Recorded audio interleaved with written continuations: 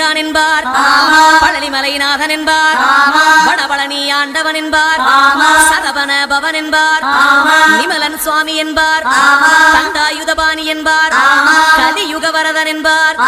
வெற்றி வடிவேலன் என்பார், வீரவடி வேலன் என்பார், மரகத வண்ணன் என்பார், ஞானப்பலம் கேட்டவனா, நம்பினோரை நாடுபவனா, காவடி பிரியனாம், ராஜ அலங்காரம் கொண்டவனா, ஆண்டியாய் நின்றானா, ஆனால் செல்வத்தை எல்லாம் கொடுப்பானா, அப்படிப்பட்ட முருகனவன் ரொம்ப ரொம்ப சின்னவனா சுவாமி. சின்ன சின்ன முருகைய